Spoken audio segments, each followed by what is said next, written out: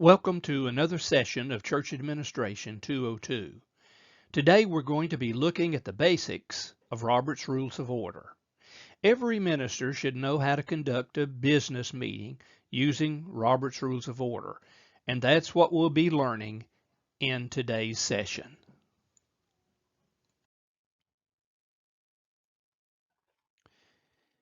There are several things that you should expect to learn in this presentation.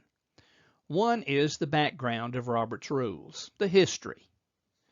And then, why should we use Robert's Rules of Order in the first place? Then, what's the purpose of Robert's Rules?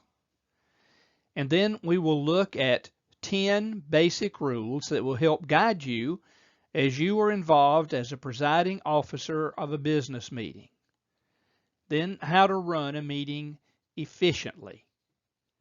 How to keep the minutes. Every secretary needs to know how to keep the minutes and what's necessary to be kept in the minutes of any business meeting.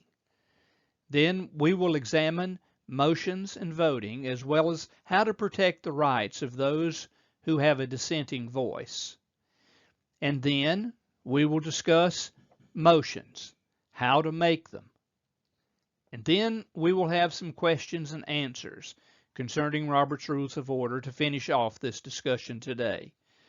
These questions and answers will be very helpful for you as you write your paper on Robert's Rules of Order and submit it later in the quarter. Robert's Rules of Order is the default legal process for most groups, including churches. It was first published in 1876 as a synthesis of the existing practices derived from British parliamentary law and continuously revised since then. Robert specifies the creation and maintenance of what are technically known as deliberative assemblies.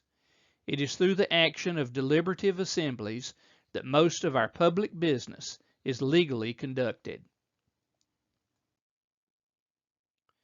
Roberts has been used since 1876. Why do we use Roberts in the first place? Well, it's obvious that deliberative assemblies must operate in a manner that is formal, fair, and democratic. It's generally agreed that Roberts provides such a process. The process described by Robert is basically what anyone would use to conduct a meeting that is fair and operates where the majority rule. Then a second reason why we should use Roberts: a group approach to an orderly process requires a structure. Roberts' documentation is very widely available, and it can continue to function even when resolving questions where there are deeply opposing points of view. The purpose of Robert's Rules of Order is to provide a way to make decisions based upon common sense and logic. The rules do the following three things. They protect the rights of the majority to decide. That is, if there is a simple majority, over 50% of those voting, the majority decides the issue. But it's also equally important to protect the rights of the minority so that their voices can be heard. And then third, the rules protect the rights of the individual members, and those rights are important as well. Now in this slide, in the next one, we'll look at the 10 basic rules Robert uses.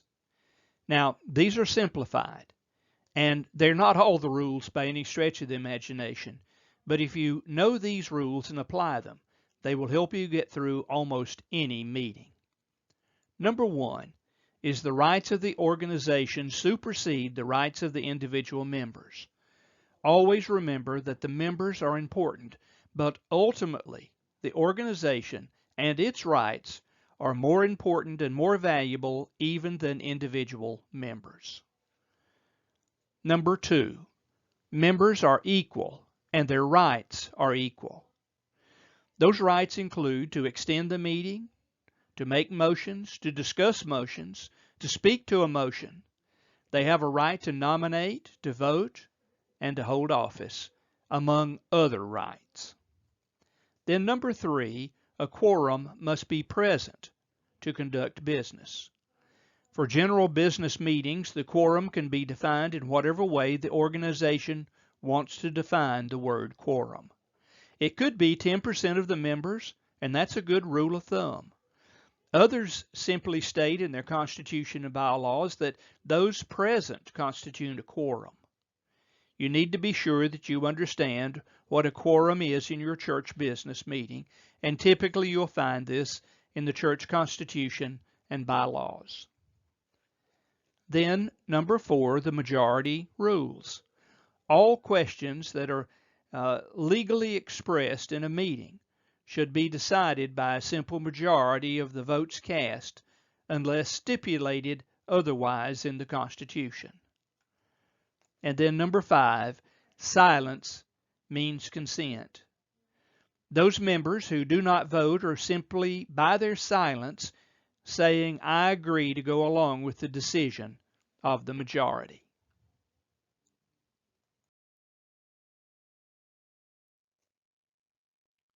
Now we continue the 10 basic rules.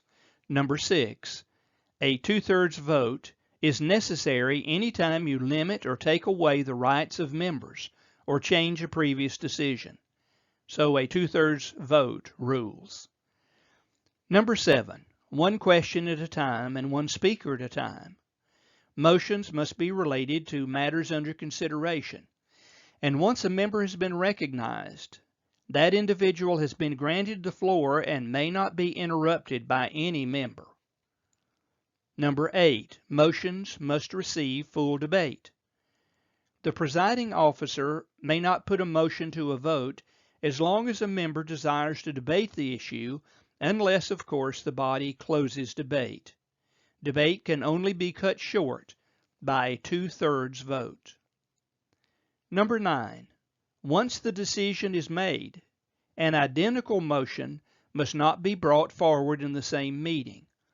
Such a motion should be ruled out of order by the presiding officer. If a motion needs to be reconsidered, it may be, but it must be at another general meeting, and then a 2/3 majority vote would be required to reconsider. And then number 10, personal remarks in any debate are always out of order. They are always out of order. You debate motions, not motives. Debate must be directed to principles and not personalities.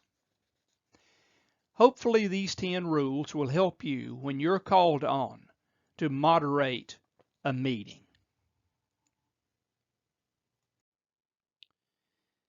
The next 2 slides will have as a topic how to run a meeting effectively. In order to run a meeting effectively, the chairperson must remember the following things. Number 1, start on time and stay on time. Number 2, you need to be organized. That is, have a meeting agenda. Set out ahead of time exactly what you intend to accomplish, how much time it should take, and when to move on. Then be prepared by knowing the rules of parliamentary procedure and the bylaws of the organization that you serve. This slide continues our discussion from the former slide, that is, how to run a meeting. The chair needs to be able to control the floor. That is, the chairperson is responsible to be sure that only one person is speaking at a time on one subject at a time. Then the chair is to be impartial. The chair should be composed. That means that the chair is to have his feelings and expressions under control. In other words, he needs to be calm. Be precise. Be able to restate a motion before the vote is taken. He is also focused. He stays on track with the discussion going on in the meeting. And then he's temperate. He should be under control. Call someone out of order only sparingly. If you practice these simple tips, it will help you run an effective meeting. On this slide, and the one to follow, we'll talk about keeping minutes of the meetings. Minutes are the written record of the proceedings, and typically the secretary of the organization will be the person who takes minutes. Minutes are the written records of the meeting. They are really more than that. Minutes are the permanent and legal record of the meeting. They should be written as concisely as possible. And then the secretary's view should never be that of being in conflict with those members who are speaking, or expressing an opinion, or voting. What should the secretary be sure to include in the minutes? Well, she should record the time of the meeting. There needs to be a report that a quorum is present. There should be a brief description of any discussion, not word for word. Do not put the name of a person who said such and such in the minutes. Simply include a brief description of the discussion. Then you will want to have a record of all motions. Here you would need to include the name of the person who made the motion. You would want to include the person who seconded the motion, put their name in the minutes, and then the result of the vote. Record that the motion either passed or failed, nothing more. Don't put that a motion passed 13 to 12. You should never put the vote as it is taken in terms of the numbers in your minutes, just whether it passed or failed. And last, the secretary puts the time of adjournment, who the presiding officer was, and the name of the secretary who took the minutes. What about the approval of minutes? At each meeting, minutes need to be reviewed from the prior meeting. This can either be done by reading the minutes or preferably by having them printed so that each member will have a copy and can simply read over it. Thus, if you have printed minutes, you're able to stay on your timetable. Allow for corrections, additions, or deletions. When I'm presiding in a business meeting, I simply say, after the minutes have been read, are there any corrections, additions, or deletions? If there are none, they will stand approved as read or as printed. The minutes are basically a reminder to the members of the previous decisions and discussion that the organization had at its prior meeting. Now, what about making motions and conducting a vote? A good rule of thumb is keep it simple. Any voting member may make a motion. Another thing you need to keep in mind is a voting member must also second the motion before it can ever be discussed. Discussion can then take place after the motion has been made and a second. Following the discussion, the chairperson calls for a vote. You could simply say, those in favor say aye, or those opposed say no. The results should then be announced, for it is only after the results are announced that the vote is official.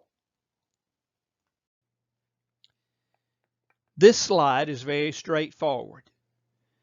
When decision and discussion are open to the members of the organization, Simply remember that the basic premise is to help and not hinder the decision process.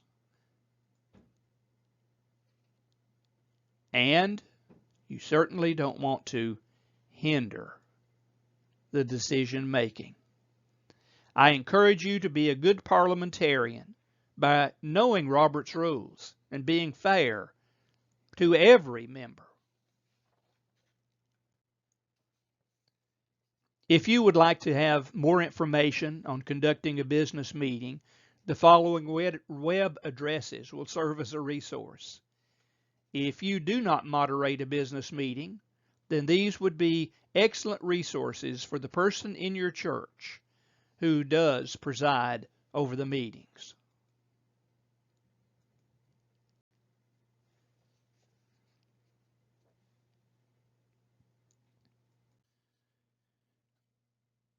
We now turn our attention to some questions and answers for Robert's Rules of Order. If you will pay special attention to this section, it will help you in writing your paper on Robert's Rules. What is a motion? A motion is a formal proposal by a member in a meeting that the group takes certain action. A main motion is one whose introduction brings business before an assembly. There should be no debate on any matter before a motion has been made, and only one main motion may be before the assembly for action at a time. What is an amendment? An amendment is a proposal which, if adopted, modifies the wording and within limits alters the meaning of the main motion. Amendments should say exactly where in the main motion the changes would be made and precisely what words to use. Amendments, like main motions, can be required by the chair to be submitted in writing. What do you do if you want to bring up a new idea before the group? To bring a new idea before the group, you first have to have the floor, which is accomplished by standing and addressing the chair with whatever that person's title might be. For example, Mr. Chairman. The chair will then recognize the person wanting to make the motion, thereby giving the individual the floor. After having the floor, make a motion by saying, "I move that." Use those words, "I move that," and then clearly describe the proposal. It's important to say precisely what the words of the motion are. Writing down the motion beforehand is an excellent way to ensure the correct wording. After making the motion, you immediately sit down. Number 4, what should you do if you want to change some of the wording in a motion under discussion? You should propose an amendment to change some of the wording in a motion under discussion. You have to be recognized, have the floor, and then say, "I move to amend." You have to use those words. You don't say, "I make a motion to amend." It is, "I move to amend," and then state the part or parts to be deleted and or what needs to be added. Communicate so that the body will know the amendment's precise location in the main motion. The chair may ask that the amendments be in writing to ensure the correct language for the amendment. A vote on the amendment is not a vote on the main motion. Only after the amendment is voted on can the main motion be reconsidered. Examples of simple word changes might be insert or add words, strike out words, and insert words. Number 5. What should you do if you like the idea of a motion being discussed, but you need to reword it beyond just a few word changes? One way to do this is to insert a paragraph or strike out a paragraph, or the substitute, which can involve replacing one or more paragraphs in the immediate pending motion with one or more paragraphs given in an amendment.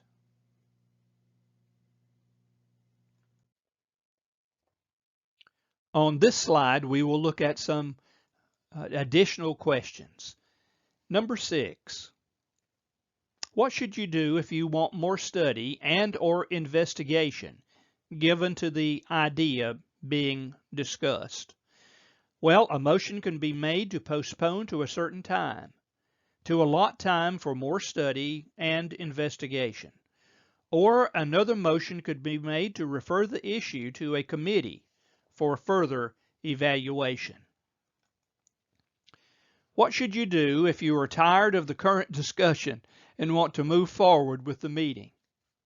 To close the debate immediately, one can call for the motion for the previous question.